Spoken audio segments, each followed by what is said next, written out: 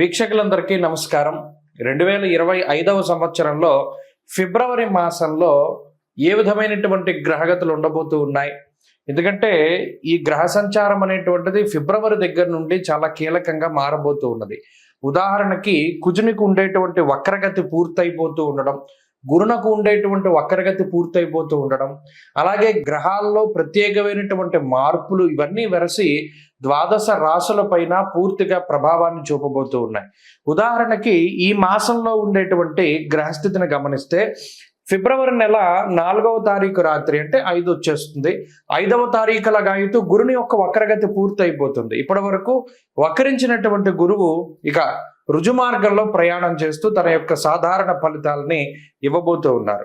ఇక కుజుడు ఇప్పటి వరకు వక్రించి ఉన్నటువంటి కుజుడు ఈ 25వ తారీఖు తోటి ఫిబ్రవరి నెలలోనే తన యొక్క వక్రగతిని పూర్తి చేసుకుని తిరిగి మరలా తన యొక్క రుజు మార్గంలో ఆయన ప్రయాణించబోతూ ఉన్నారు. అలాగే రవి మకర రాశిలో సంచారం చేస్తారు 13వ తారీఖు వరకును. ఆ తదుపరి 13వ తారీఖు లగాయితూ కుంభరాశిలో రవి శని గ్రహాల యొక్క యుతి. ఇది కూడా చాలా ఇంపార్టెంట్. అంటే జ్యోతిష పరిభాషలో గురుశనుల యొక్క యుతి, శనికుజుల యొక్క సమసప్తక స్థితి, రవిశనుల సమసప్తక స్థితి, రవిశనుల యొక్క యుతి. ఎందుకంటే ఆ గ్రహం అస్తంగత్వం అయ్యేటువంటి విధానం ఇవంతా కూడా ఈ కొంత ప్రభావాన్ని చూపెడుతూ ఉంటుంది. ఇప్పటి వరకు రవిశనులు కలిసిందిలా సంవత్సర కాలం తర్వాత మరలా ఇప్పుడే రవిశనులు కలిసి ప్రయాణం చేయబోతూ ఉన్నారు. కాబట్టి శుక్రుడు రాహువు కలిసి మీనరాశి యందు ఉండబోతూ ఉన్నారు. ఇలా ఉన్నప్పుడు ఈ ఫిబ్రవరి మాసంలో ద్వాదశ రాశులకు ఏ విధమైన ఫలితాలు కలగబోతాయో మనం తెలుసుకుందాం. ముఖ్యంగా ఈ మాసం అంతా కూడా దేని మీద ఆధారపడింది అంటే గురుడిచ్చేటువంటి ఫలితాల మీదే ఆధారపడి ఉంటుంది. తప్పితే రవిశనుల యొక్క యుతి జరిగినప్పుడు అనగా 13వ తారీఖు దాటిన తర్వాత కూడా ఎక్కువ విషయాలు ప్రభావితం అవుతూ ఉంటాయి. కాబట్టి ఈ విషయాలను నిశ్చితంగా పరిశీలన చేద్దాం. అందులో భాగంగా ద్వాదశ రాశుల యొక్క ఫలితాలని మనం చూద్దాం. కర్కాటక రాశి వారికి 2025వ సంవత్సరం ఫిబ్రవరిలో ఉండేటువంటి గ్రహస్థితిని చూస్తే జన్మ కుజుని యొక్క దోషం పోయినది. అయితే వ్యయ కుజుడు ఈ కుజస్తంభనం వల్ల ఈ రాశి వారికి కొంత ఇబ్బందే ఉన్నది. అయితే ఒక మంచి విషయం ఏంటంటే గురుడు లాభస్థానంలో ఉన్నప్పటికీ వక్రించడం వల్ల ఏదైతే ఇబ్బందికరమైనటువంటి ఫలితాలు వచ్చాయో ఇప్పుడు ఆ ఫలితాలన్నీ కూడా మారతాయి. లాభగురుని యొక్క శుభ ఫలితాలు ఈ రాశి వారికి ఈ నెల నుండి రావడం అనేటువంటిది ప్రారంభిస్తుంది. కాబట్టి ఇది చాలా గొప్ప పరిణామం. అలాగే ప్రత్యేకించి రవి శని బుధులు ప్రతికూలమే, సప్తమాష్టమ స్థానాల్లో గ్రహాలు, అది చాలా ఇబ్బంది. అలాగే శుక్రుడు రాహు వల్ల కూడా పెద్ద ప్రయోజనం ఏం లేదు. అంటే ప్రధానంగా చూస్తే గురుబలం మీద మాత్రమే ఆధారపడి ముందుకు వెళ్ళవలసినటువంటి పరిస్థితి. అంటే మిగతా గ్రహాలు ఏవి కూడా అనుకూలమైనటువంటి స్థానాల్లో లేవు. నిజానికి చెప్పాలి అంటే ఈ గురుడు ఒక్కరు 35% ఫలితాలని ఇవ్వగలిగేటువంటి ఆ పవర్ ఉన్నటువంటి ఆయన. ఈ 35 అనే కాదు, ఆయన సమయానుకూలంగా 50%, 100% కూడా ఫలితాన్ని ఇస్తారు శుభంగా. ఎందుకు అంటే ఒక గురుబలం ఉంటే చాలు, దైవానుగ్రహం వల్ల అనేక రకాలైనటువంటి స్థితిగతుల నుండి బయటపడుతూ ఉంటారు. అందులోనూ లాభస్థానంలో గురుడు యశో వృద్ధిర్ బలం తేజ సర్వత్ర విజయ సుఖం. నువ్వు ఏమైనా చెయ్యి, నేను నీకు అండగా ఉన్నా. ఎంత భయంకరమైన వర్షం పడినా నీ చేతిలో ఉన్న దీపం ఆరిపోకుండా ఉంటుంది. అది మెరాకిల్ అంటారు దాన్ని. అటువంటి మెరాకిల్స్ అన్నీ ఎప్పుడు జరుగుతాయి అంటే గురుని యొక్క అనుగ్రహం ఉన్నప్పుడు, భగవంతుడి యొక్క శక్తి తోడున్నప్పుడు అసాధ్యమైనటువంటిది ఏమీ లేదు, అన్నీ సుసాధ్యాలే. ఓ మనిషి 100 యోజనాల దూరంలో ఉన్నటువంటి నేలకి వెళ్ళాలి అన్నా ఎగిరి, లేకపోతేనేమో ఒక భయంకరమైనటువంటి ప్రకృతి విపత్తుల్ని దాటాలి అన్నా, భయంకరమైనటువంటి సంసార సాగరాన్ని దాటాలి అన్నా, ఏమి చేయాలన్నా కూడా అది గురుబలం ఉంటే సాధ్యమవుతుంది. అది కర్కాటక రాశి వారికి ఉన్నది. కాబట్టి ఈ మాసంలో భయపడాల్సిన పనేలా. కాకపోతే వచ్చే చెడు ఫలితాల నుండి కూడా గురుడు అదే రీతిగా కాపాడుతారు. మీరు గమనిస్తే ఇక్కడ 13వ తారీఖు దాటాక అష్టమంలో గ్రహ సంపత్తి పెరిగి శని రవి బుధుల యొక్క యుతి అష్టమంలో ఉన్నది. అష్టమంలో శని రవులు కూడి ఉండడం అనేటువంటిది సమస్యే, కానీ దాని నుండి కూడా గురుడే కాపాడుతారు. అంటే ఇక్కడ ఒక్కొక్కసారి ఏమవుతుందంటే ఏదైనా ఒక విషయంలో ఇబ్బంది కలిగిన తర్వాత కాపాడుతారు, ఒక్కొక్కసారి కలగకుండానే కాపాడుతారు. అది మన అదృష్టం మీద, మన జాతకంలో ఉన్నటువంటి దశాంతర దశల మీద కూడా ఆధారపడి ఉంటుంది. కాబట్టి అంటే నేను ఎందుకు ఇంత ఉపోద్ఘాతం చెప్తున్నానంటే, మిగతా గ్రహాలు ఎంత ప్రతికూలంగా ఉండనివ్వండి, గురువు యొక్క బలం ఉంటే చాలు గోచారంలో, ఇంకేమీ అక్కర్లా. అందులో ప్రధానంగా లాభకురుడు అన్నింటా కూడా విశేషమైనటువంటి వారు.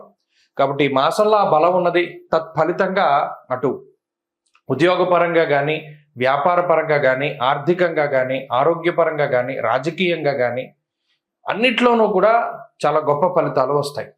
అయితే మిగతా గ్రహాల తాలూకు చెడు ఫలితాలను కూడా మనం ఒక్కసారి విశ్లేషణ చేసుకుంటే అటువంటివి ఏర్పడ్డప్పుడు మనం ఎలా బయటపడాలి, లేదా ఎంత జాగ్రత్తగా ఉండాలి అన్నది తెలుస్తుంది. వ్యయస్థానంలో కుజుడు కానీ, అష్టమంలో శని కానీ కొంత ఆరోగ్యపరంగా ఇబ్బంది పెడతారు.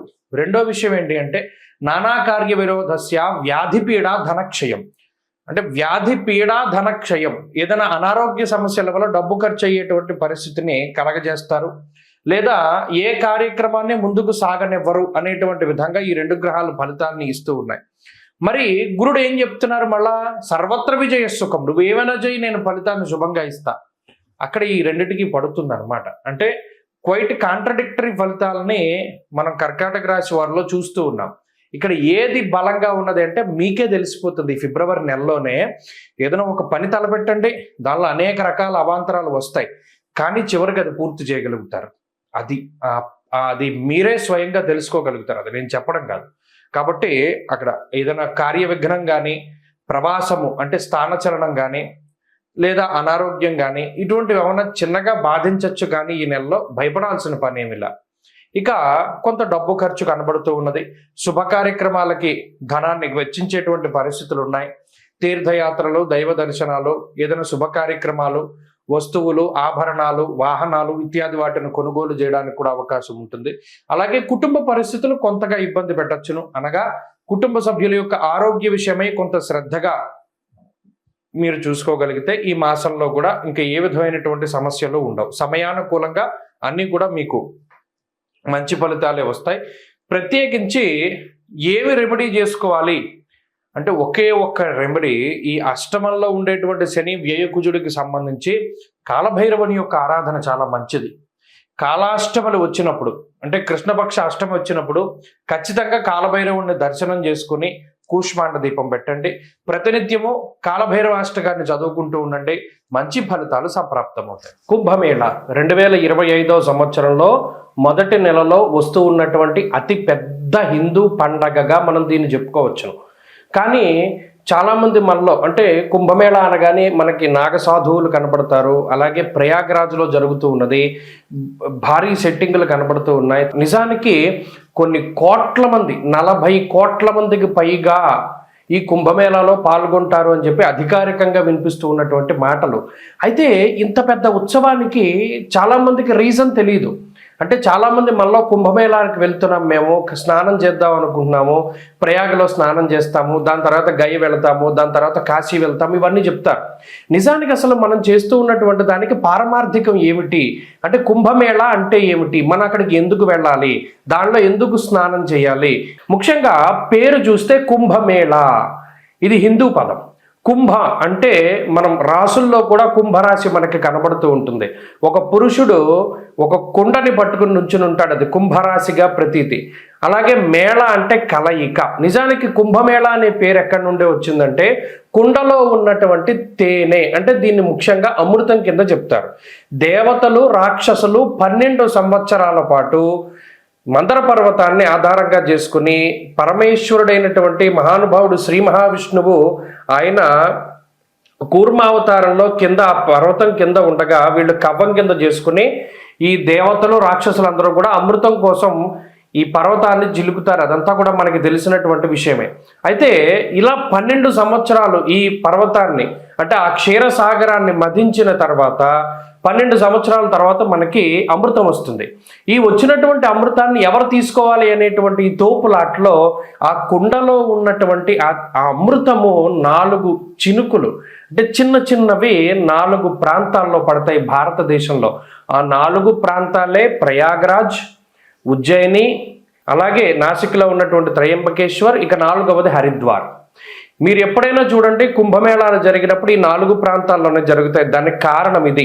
ఆ అమృతం, ఆ కుండ ఏదైతే మహానుభావుడైనటువంటి శ్రీ మహావిష్ణు స్వరూపంలో ఆయన ధన్వంతరి తీసుకొచ్చినటువంటి అమృత కలశం ఉన్నదో దానిలో నుంచి 4 బిందువులు పడ్డాయి భారతదేశంలో ఈ 4 ప్రాంతాల్లో. అందుకనే ఈ 4 ప్రాంతాల్లోనూ కుంభమేళా అనేటువంటిది నిర్వహిస్తారు.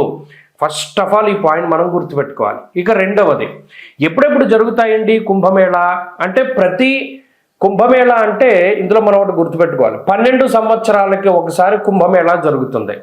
అయితే ఇది ఎలా జరుగుతుంది? కాల నిర్ణయం 12 సంవత్సరాలు. ఇప్పుడు మనం గురుని బట్టే మనం పుష్కరాలు వస్తూ ఉన్నాయి. గురుని బట్టి ఎందుకు వస్తాయి పుష్కరాలు? అది కూడా మనం ఆలోచించాలి. మనం గుడ్డిగా వెళ్ళిపోకూడదు.